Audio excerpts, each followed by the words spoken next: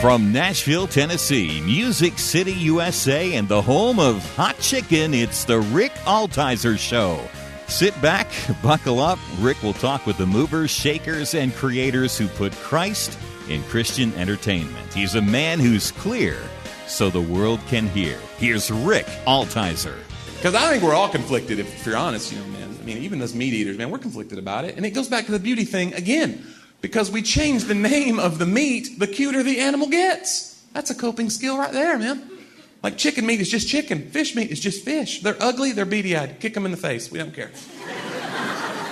We get to cows, though. Something happens in our mind. We're like, cows are cute. Beef. This one's beef now. Feel better? This isn't deer. Lord, no. Venison. Enjoy that, venison. This isn't raccoon and squirrel meat. This is a McRib. We change the names.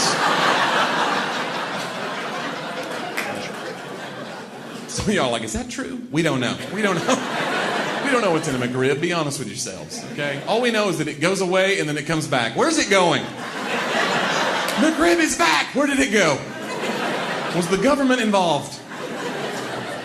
Right here in Nashville, there was a story in the paper because one of the Vanderbilt students did a study on McRibs, all the chemicals inside a McRib. And it made the paper because he found a chemical in McRibs also used to make exercise mats. That is gross. And if you're in here and you eat McRibs, you're probably like, what is an exercise mat?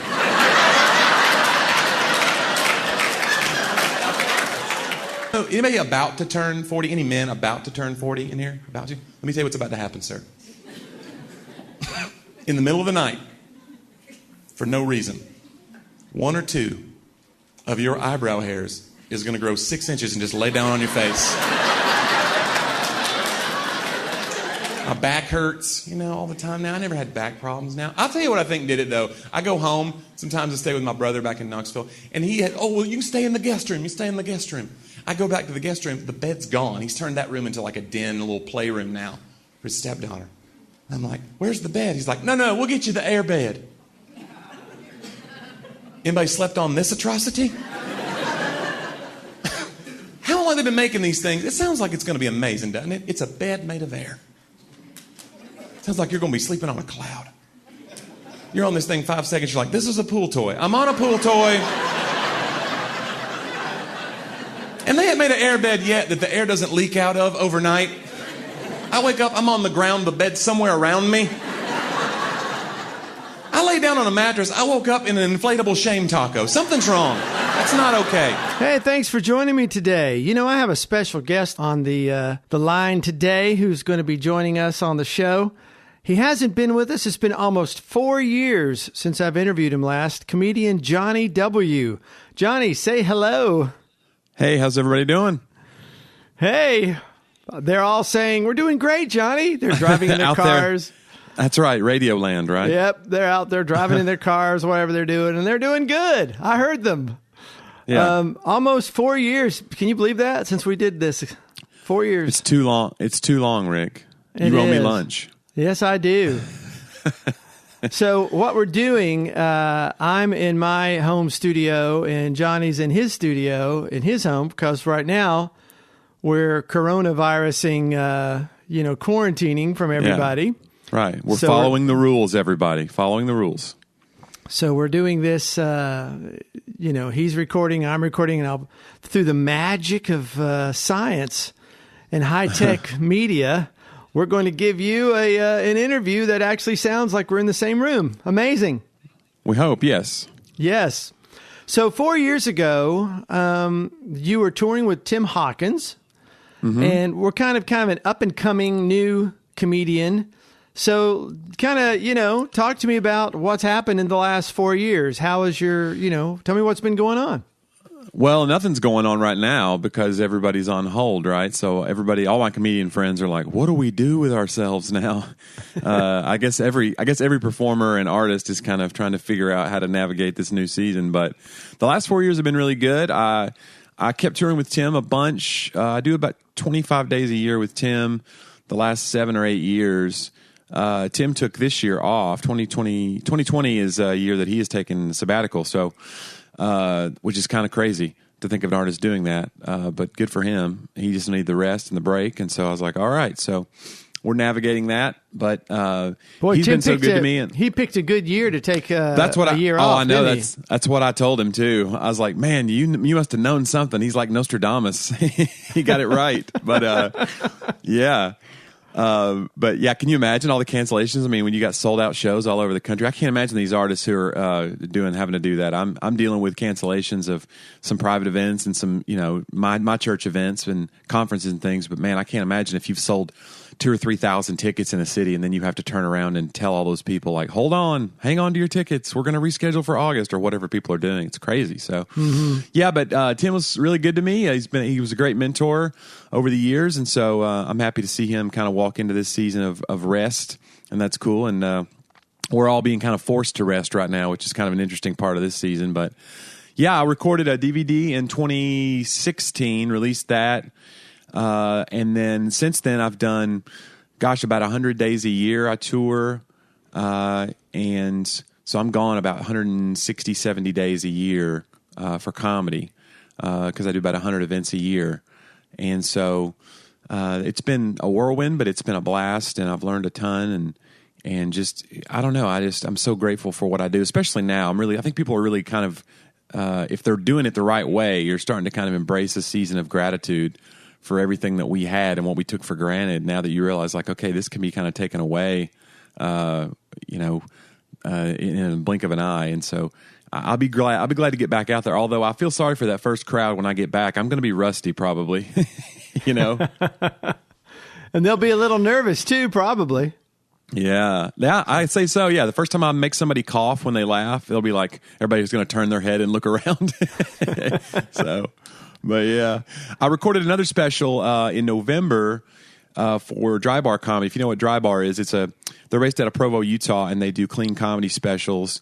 And a lot of their clips have gone viral, and they've kind of helped clean comedy get a bigger audience over the past 4 or 5 years that they've been doing what they do. So they record these little 30-minute specials and release them through their platform online. And I did one of those in November. That should be out this coming month. So that's what they're saying, is it's being edited now and should be out this coming month. So that'll be a kind of a cool new bit of comedy for me, and people will get to access that through the Dry Bar app and wherever comedy is accessed. I don't know. YouTube videos and things like that? Yeah, for sure. Okay, so what have you been, how have you been growing the last 4 years? I mean, because I remember you and I, when you were driving a car that was beyond its last leg. It had like 23 legs, and it was on the 23rd. Yeah, that's right. So I remember you back in the day where, boy, Sure. would it be great if I could do comedy? That would be so wonderful. It was kind of like a dream of yours. Mm-hmm. You transitioned out of music and wanting to do comedy, and now you're a professional comedian. I mean, you make your living and feed your family doing comedy. So which is an amazing transition. Talk to me about this last 4 years, kind of what you've learned and some of the things and how you've grown, kind of transitioning now into a full-time, legit, real comedian. Yeah. Yeah, it's interesting because you there's a freedom. I read this quote, it was great. It said, anxiety is the dizziness of freedom. Meaning, and this is how I take that. When people, I always think of like somebody going to a therapist to talk about their problems. A lot of times it's somebody who can afford therapy. That's the first thing. And it's like, I always think of like a middle-class person who's just like talking about their problems, and the therapist must be just like, okay, these are the problems that I would trade for. It's like we have so much freedom in this country, and you don't hear a lot about people who have no freedom or whatever having this, I've got such anxiety about this. They just kind of muddle through. It's when we have freedom, true freedom to do what we want to do, where I'm my own boss. I write, edit, and perform everything that I think of. That's my act. I am in control of it. And that is what gives me anxiety, is that I have no one to blame for my failure or success, really, except myself. And so that's the thing you kind of have to learn, is how to manage the anxiety of being your own boss. And so the last 4 years has been a lot of that, how to push myself, how to give myself a break when things aren't, flowing like they should. I know you have been a performer and a writer and creator for many years, and you've taught me a lot in that way. I think you're one of the few people that I know, Rick, who's like left and right brained. You have like an administrative side that's very strong, and you have a creative side that's very strong. And if you get an assignment to just churn out 8 songs that day, you just work until the 8 songs are out of your system. And it's always been remarkable to me, because I just don't know how to do that sometimes. Sometimes I'm like, all right, well, today wasn't my day, Mm-hmm. So I'm kind of learning how to push myself farther than I thought I could go, and when it comes to writing and tweaking and just learning on the fly. And then sometimes it's like, okay, give myself a break.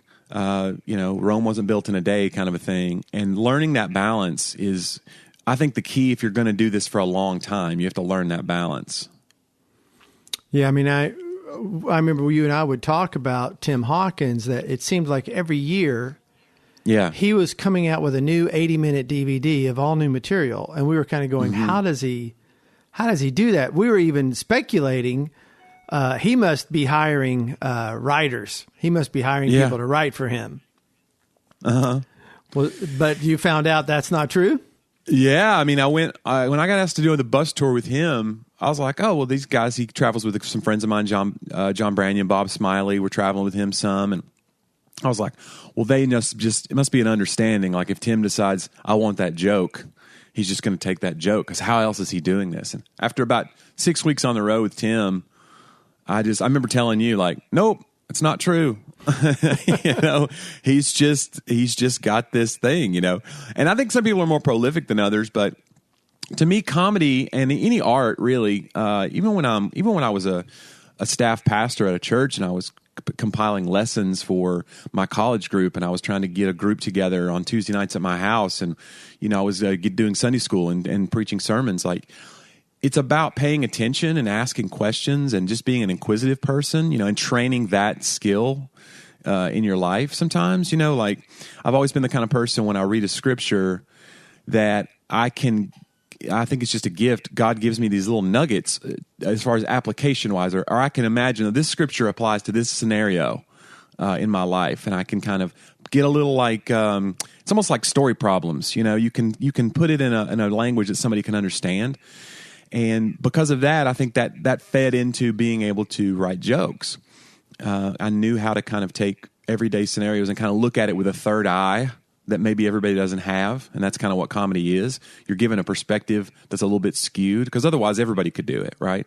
Right. So, but yeah, I've kind of trained myself to do that. But man, it's you see somebody prolific like Tim, and you always imagine, like, there are outliers out there who are just like, they just churn out material. But obviously, even with Tim, he reached a point where he was like, all right, it's time to take time off. He knew, like, okay, I'm getting burned out.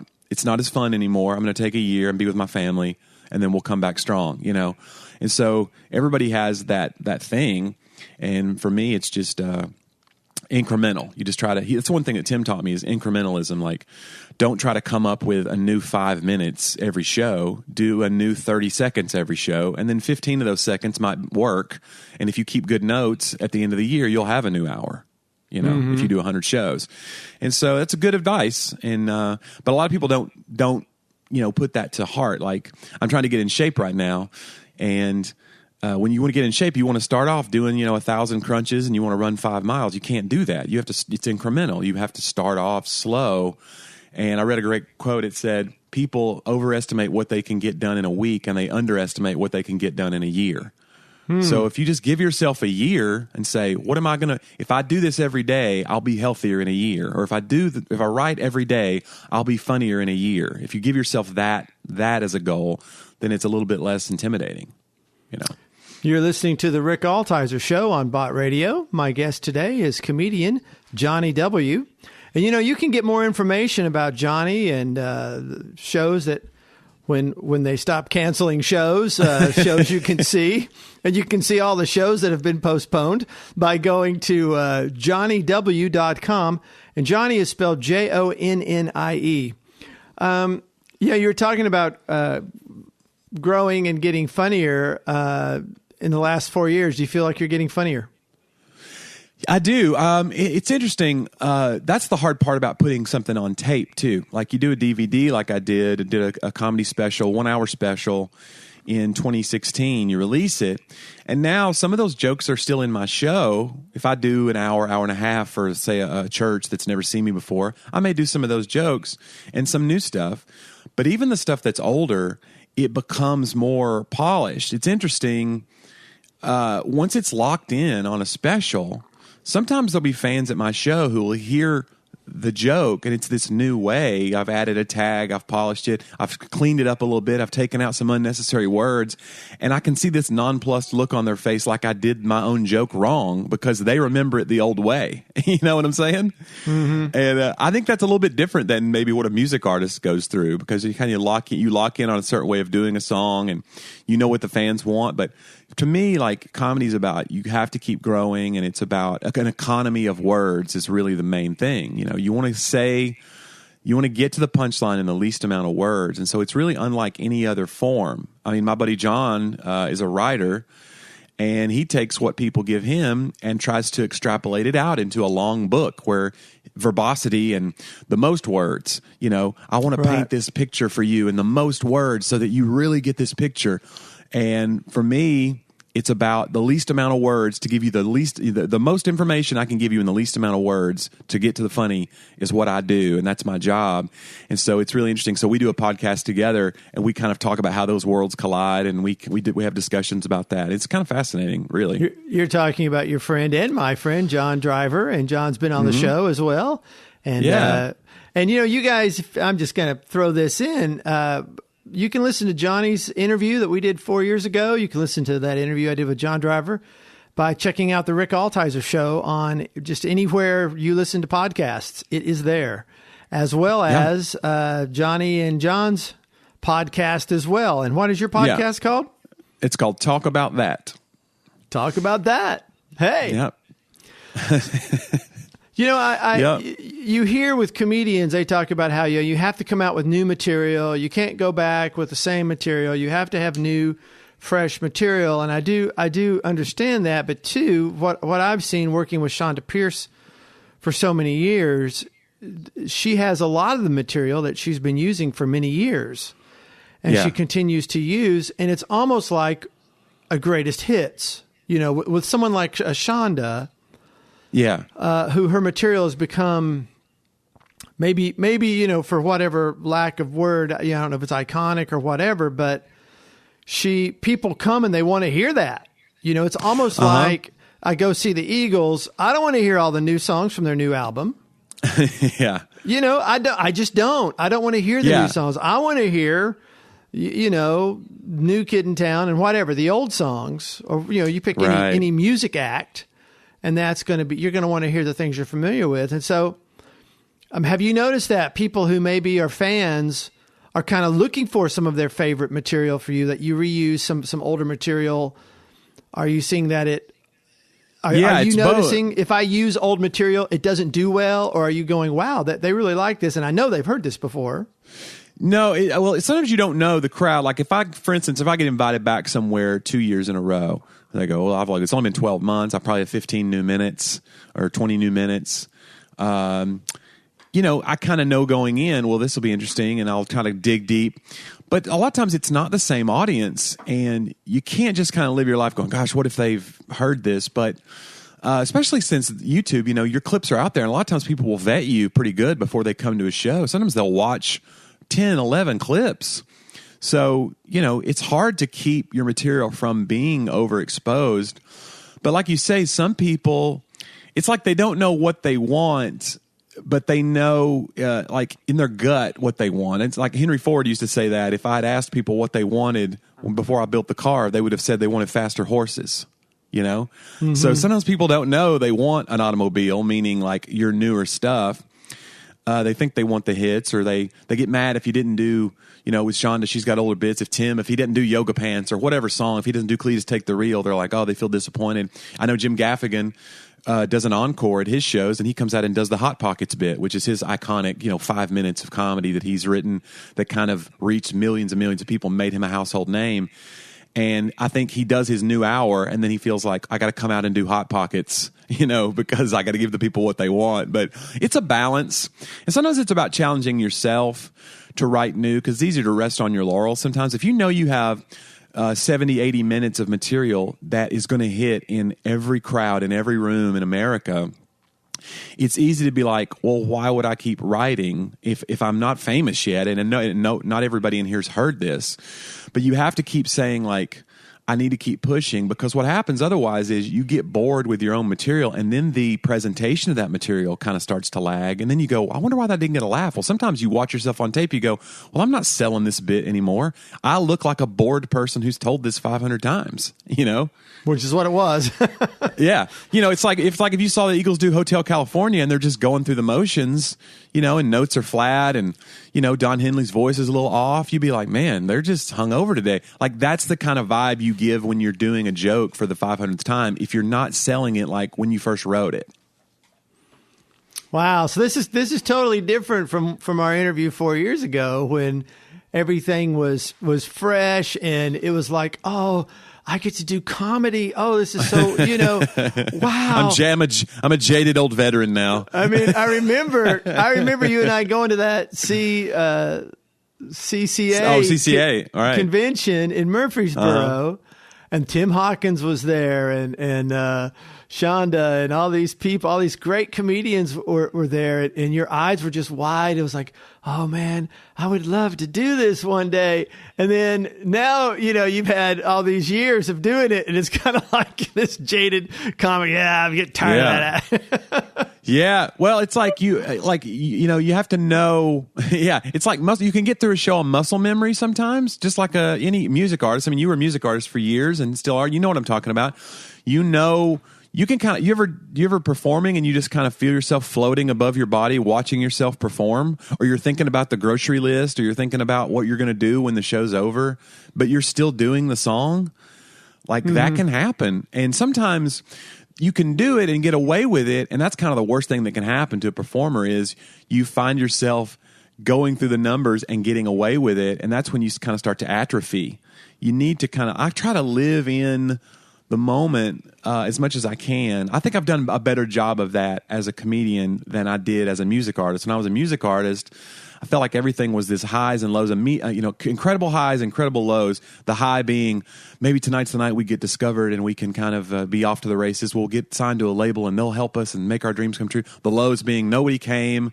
They said there was going to be 500 people and there was 5 people and whatever, And with comedy, I never set those expectations because I knew, learning from my music career, as an indie artist, like this is a long road. And so my only real goal was to be able to maybe get to do it for a living. So once I was making a living at comedy, I felt like I was successful. Like whether I'm famous or not, like I got to do this thing. And I feel like because I've had that attitude, I've not experienced the same ups and downs that I did when I was a musician only, because it set my parameters differently and I smell the roses more, Wow. Amazing. So, you're listening to the Rick Altizer Show on Bot Radio. My guest today, Jonnie W., comedian. And you can see funny clips of Jonnie. You can get information about him, about the shows that we hope are going to be rescheduled this year. You can find out information about his DVD by going to JonnieW.com. And Jonnie is spelled JonnieW.com. And Jonnie also did another interview with me a few years ago, and you can find that on my podcast, The Rick Altizer Show. Anywhere you listen to podcasts, Apple Podcasts and wherever else. So, gosh, Jonnie, we're down to about a minute here, and there's so much more I wanted to talk about. Maybe we'll do another show if you have time. But I wanted to just thank you so much for being on the show today. And yes, sir. It's great to just see how how you have being kind of like on a spectator of your career and seeing you, the wide-eyed guy at that CCA convention, 7 years ago or 8 years, however many years ago that was. Yeah. thinking, wow, I would love to do comedy, then being at that church for your first comedy show ever. And you're looking down, I don't know if you're looking at your notes or whatever, but you're terrified, I'm sure. But then just to see my friend Jonnie W. as this professional comedian with his own website and all these gigs all around the world, going all over the U.S. and stuff. So It's just been real fulfilling to watch. And you've been I will say this as we leave, but you've been way more than a spectator. I mean, Rick has helped me with so many of my recordings. He helped me record my first couple of songs that I put on a CD. He's helped mix audio for me, and has been a great mentor. So, Rick, you've been a great friend and a great supporter over the years. So I appreciate you. I sure appreciate you, Jonnie. It's been my pleasure. And thanks again for being on the show. You bet. If there's a show you've missed, you can go to my website, rickaltizer.com, and catch up. Or you can listen to my podcast in iTunes or wherever you hear your podcasts. Just search for The Rick Altizer Show. Altizer is spelled Altizer. I want to thank you for listening. Hey, would you tell a friend about this show and share the love? Be sure to check us out again next week as we discuss how we communicate the gospel through media to our culture. Let's be clear so the world can hear. I'll talk to you next week. Thanks for listening.